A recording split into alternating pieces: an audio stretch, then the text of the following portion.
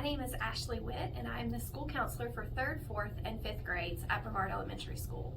I want to talk about the importance of reducing stigma around mental health. The word stigma means a mark of disgrace. The amount of stigma around discussing mental health has been greatly reduced in recent years, but we still have a lot of room for improvement. When we stigmatize discussion around mental health, people tend to hide their symptoms and struggles, which we know can result in even more suffering. Stigma also increases shameful feelings, which can result in its own negative effects on mental health. Stigma prevents people from asking for help that they need or accessing resources for support and healing. So what creates or keeps stigma going around the topic of mental health?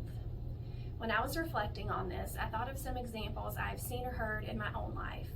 Saying things like, "she's just crazy," or "he's going to a head shrinker," or "they're going to lock you up in a loony bin," are some statements that people may think are humorous but are actually harmful. Another example would be overusing medical diagnoses in a way that minimizes or pokes fun at them. I organized my pantry this weekend because I'm totally OCD. They cannot focus, they're so ADHD, or I must be bipolar, my mood changes all the time. Comments made about celebrities or others we know on social media are observed by others. When we talk about someone losing it or looking rough or going downhill, other ears are listening. Those ears might belong to people who are struggling with their own mental health and then feel too embarrassed to ask for help or admit their struggles to anyone. So what can we do to reduce the stigma around mental health? We can choose our words very carefully.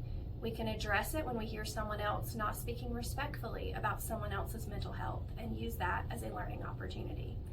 We can talk about mental health in a way that feels just as important as physical health. We can acknowledge how someone else is feeling without trying to compare to others or minimize their hard times.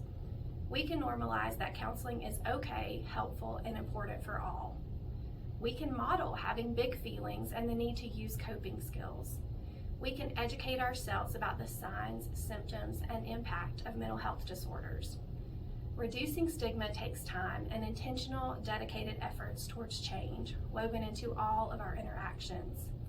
Ultimately, we all deserve to live in a way that makes us feel loved, accepted, understood, and supported. Ongoing reduction of stigma makes this possible.